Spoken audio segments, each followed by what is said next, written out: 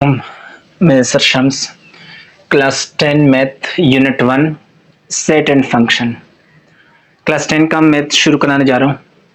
अच्छा, सबसे पहले मैं सेट का डेफिनेशन बताऊंगा। इस चैप्टर में हम ये जो यूनिट है इसमें हम सेट पढ़ेंगे और फंक्शन पढ़ेंगे।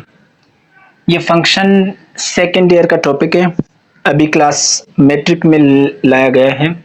तो सबसे पहले मैं सेट बता देता हूँ, फिर इसी चैप्टर में इसी यूनिट में हम फंक्शन के बारे में भी सीखेंगे।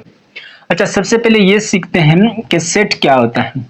सेट कलेक्शन होता है। कलेक्शन का मतलब है ग्रुप, मजमुआ।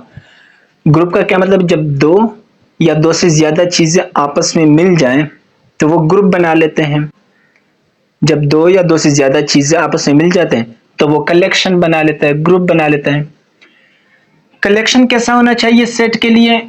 पहली बात तो यह है कि वो वेल डिफाइंड होना चाहिए, और दूसरी बात कि वो डिस्टिंक्ट होना चाहिए। ऑब्जेक्ट्स का मतलब है चीजें, यानी जब ऐसे चीजें मिल जाएं, ऐसे चीजों का मजमुआ जो वेल डिफाइंड हो, पहली बात। दूसरी बात कि वो डिस्टिंक्ट हो, तो ऐसी चीजों की मजमुए को हम सेट कहते हैं।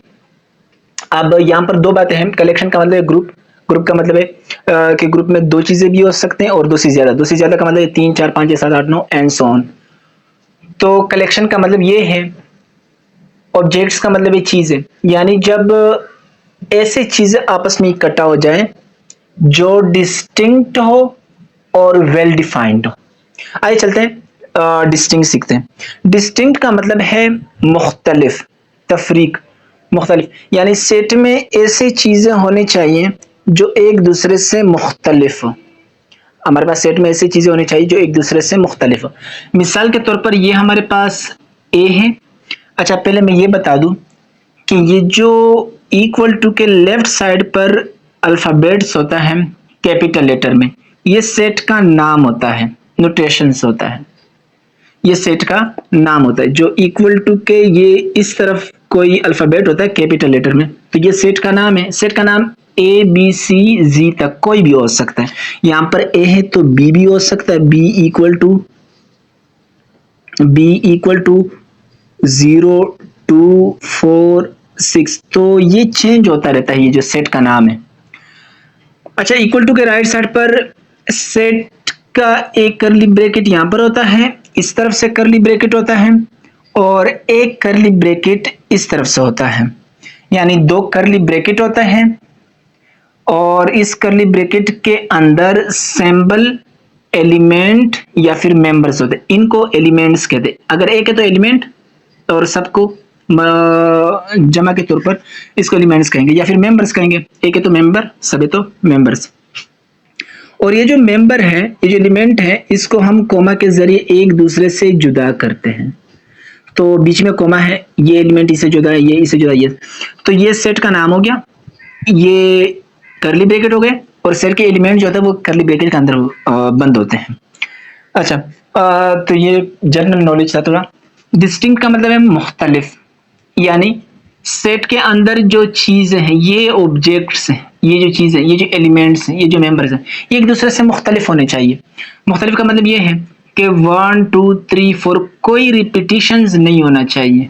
ये जो एलिमेंट एक दूसरे से कोमा के जरिए एक दूसरे से जुदा किया जाता है, इनके अंदर कोई रिपीटिशंस नहीं हो चाहिए। ऐसा नहीं है कि एक एलिमेंट पहले आया फिर वही एलिमेंट बाद में आ गया, तो ऐसा नहीं होना चाहिए। सेट के अंदर एलिमेंट की रिपीटिशन नहीं होना चाहिए, डिस्टिंक्ट होने चाहिए। तो अब देखो यहाँ पर 1 2 1। अब देखो ये सेट नहीं है, क्यों? यहाँ पर एलिमेंट रिपीट हो गया है। ये सेट का नाम हो बी हो गया, यहाँ पर ए था, ये करली ब्रैकेट है, इनके अंदर ये मेंबर्स है, तो अभी ये देखो रिपीट हो गया। तो सेट के ये सेट है और ये सेट नहीं, क्यों? क्योंकि इसके अंदर एलिमेंट रिपीट हो गया। तो सेट के अंदर जो कलेक्शन है, जो चीजों का कलेक्शन है, वो डिस्टिंक्ट होना चाहिए, यानी एक दूसरे से मुख्तलिफ होना चाहिए। मिसाल के तौर हमारे पास एक सी सेट है, उसके अंदर एलिमेंट है ए बी सी डी, तो ये एक सेट है, क्यों? इसके अंदर एलिमेंट रिपीट नहीं हुआ है। ए बी सी डी सब एक दूसरे से मुख्तलिफ, ए बी से मुख्तलिफ, बी सी से मुख्तलिफ, डी से मुख्तलिफ है।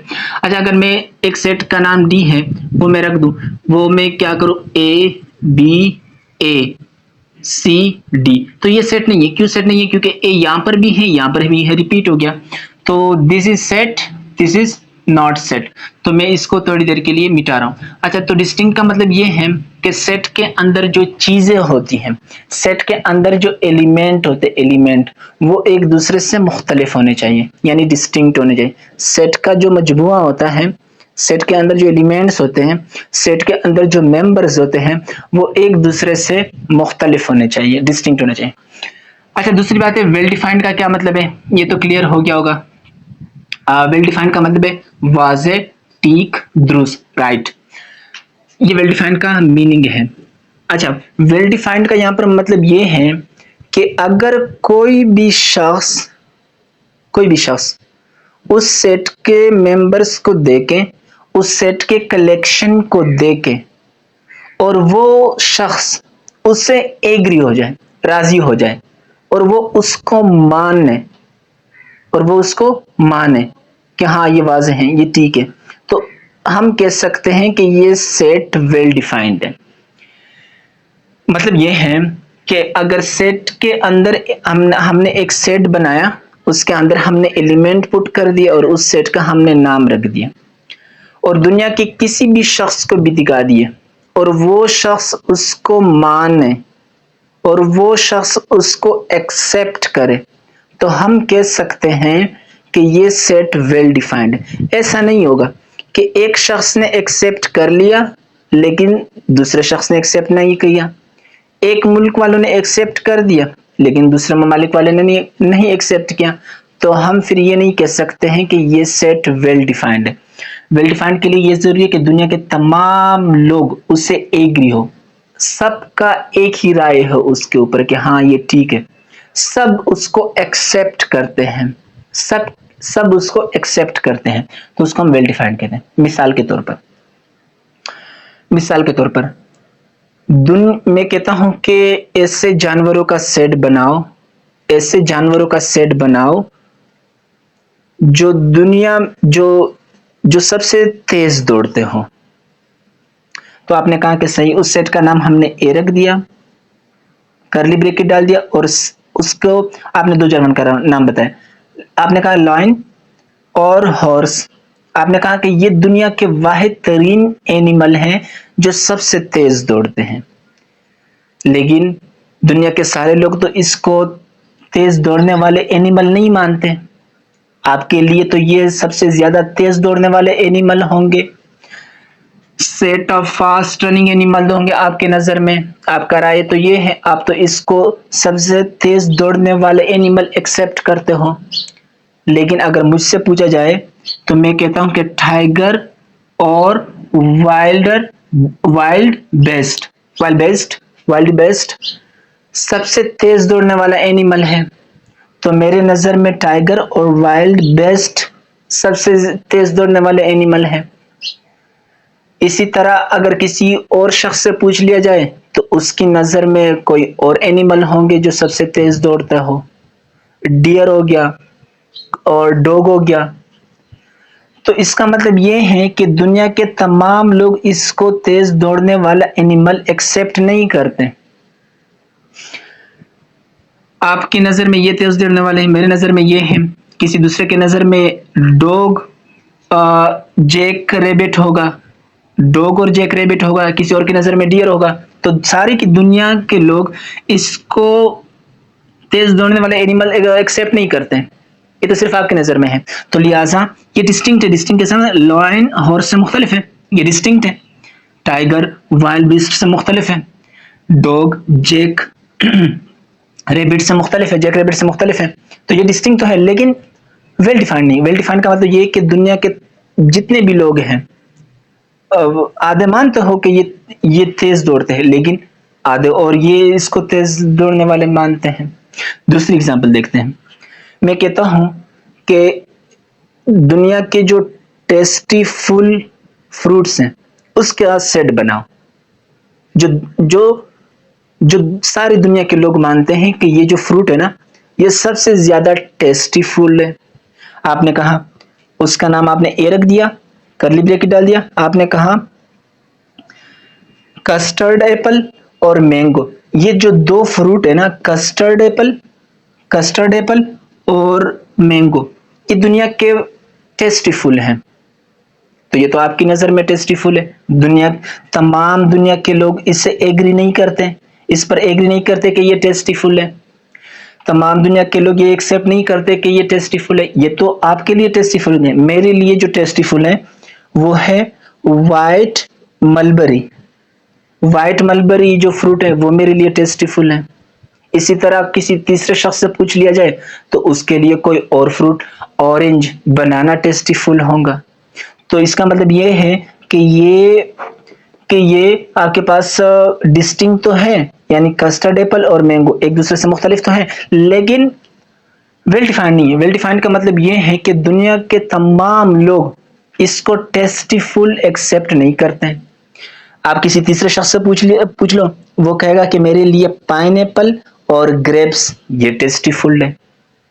तो इसका मतलब ये है कि दुनिया के तमाम लोग इसको एक्सेप्ट एग्री नहीं करते इस पर कि ये टेस्टीफुल है। तो यानी यहाँ पर सब लोगों का राय, ओपिनियन मुख्तलिफ है। तो लिहाजा ये डिस्टिंक्ट तो है लेकिन वेल डिफाइंड नहीं है। अच्छा, तीसरी एग्जांपल देखते हैं। मैं कहता हूं कि दुनिया के ब्यूटीफुल कंट्रीज का नाम बताओ।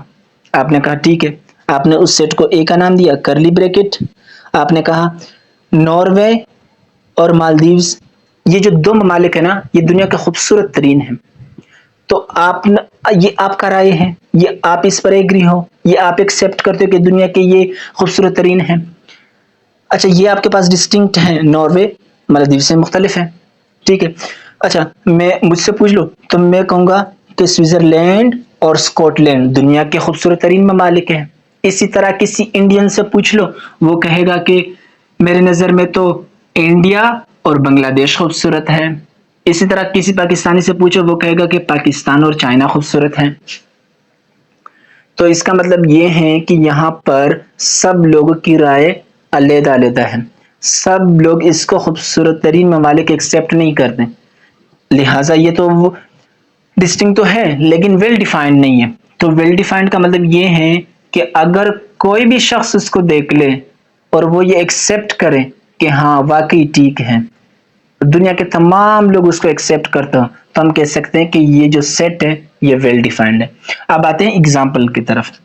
ये मेरे पास इवन नंबर का सेट है, 0,2,4,6, करली ब्रैकेट है। ये करली ब्रैकेट के अंदर हम सेट के मेंबर्स लिखते हैं और इक्वल टू के लेफ्ट साइड पर, ये इक्वल टू का ये लेफ्ट साइड है, यहाँ पर सेट का नाम ई है। अच्छा, सबसे पहले देखते हैं कि ये डिस्टिंक्ट है। तो 0, 2, 4, 6 कोई एलिमेंट रिपीट नहीं हुआ, तो ये डिस्टिंक्ट है। पहली फुर्सत में ये पास हो गई। दूसरी, क्या ये वेल डिफाइंड है? हाँ, अगर आपकी दुनिया के किसी पढ़े लिखे शख्स से पूछ लो कि ये वेल डिफाइंड है, वो कहेगा हाँ ये शुरू के 4 इवन नंबर का सेट है। तो दुनिया के तमाम लोग इसको इवन नंबर मानते हैं जो 2 पर डिवाइड होते हैं। इसी टॉपिक में हम पढ़ेंगे टाइप्स ऑफ सेट में। तो दुनिया के तमाम लोग इसको इवन नंबर समझते हैं। दूसरी एग्जांपल, ये सेट का नाम n है। अच्छा, सेट का जो नाम होता है, नाम, ये जो सेट का नाम है ये कैपिटल लेटर में लिखा जाता है, स्मॉल लेटर में नहीं लिखा जाता। जैसे E 0, 2, 4, 6 स्मॉल में नहीं लिखा जाता है। सेट का जो नाम है वो हमेशा कैपिटल लेटर में लिखा जाता है। 1, 2, 3, 4, 5 करली ब्रैकेट है। ये एक यहाँ पर आपने लगाना होगा सेट के लिए, एक यहाँ पर, और उसके दरमियान आपने क्या फिल करना होता है, मेंबर्स, और यहाँ पर इक्वल टू, यहाँ पर सेट का नाम। अच्छा, ये डिस्टिंक्ट है। हाँ, 1, 2, 3, 4, 5 सब एक दूसरे से मुख्तलिफ हैं, तो ये डिस्टिंक्ट है।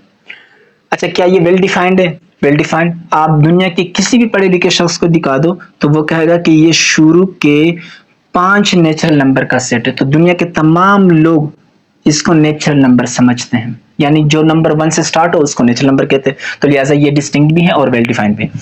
अच्छा, हमारे पास ये तीसरा एग्जाम्पल है, बस आखिरी एग्जाम्पल है कि P एक सेट है, P का ये कैपिटल है, इक्वल टू करली ब्रैकेट यहाँ पर, और इसके अंदर ये मेंबर्स हैं। ये डिस्टिंक्ट है। सेट के जो मेंबर्स होते हैं उसको हम कोमा से एक दूसरे से जुदा कर लेते हैं, तो ये डिस्टिंक्ट है, एक दूसरे से मुख्तलिफ। 2, 3 एक दूसरे। अच्छा, ये डिस्टिंक्ट है, ये डिस्टिंक्ट है? नहीं, ये डिस्टिंक्ट नहीं है। क्यों? यहाँ पर एक 5 रिपीट हो गया, तो लिहाजा ये सेट नहीं है, पहली फुर्सत में फेल हो गया। तो ये डिस्टिंक्ट है। अच्छा, किसी भी पढ़े लिखे शख्स को दिखा दो तो वो कहेगा कि ये शुरू के 3 प्राइम नंबर का सेट है। तो दुनिया के तमाम लोग इसको प्राइम नंबर समझते हैं, जो 1 के टेबल में आए और अपने टेबल में आ जाए, यानी जिसके सिर्फ 2 फैक्टर्स हो, एक 1 फैक्टर्स हो और दूसरा आपके पास उसी नंबर, वही नंबर फैक्टर्स हो, तो उसको हम प्राइम नंबर कहते हैं। तो दुनिया के तमाम तर लोग इसको प्राइम नंबर समझते हैं। तो लिहाजा ये हमारे पास सेट का डेफिनेशन है, ये सेट के एग्जांपल्स हैं, और ये सेट के बारे में इंफॉर्मेशन है कि ये अंदर मेंबर्स कहलाते हैं, ये करली ब्रैकेट्स के अंदर मेंबर्स लिखे जाते हैं, और ये सेट का नाम है। तो लिहाजा आपको समझ आ गया होगा। तो इंशाल्लाह next video types of set पर बनेगा।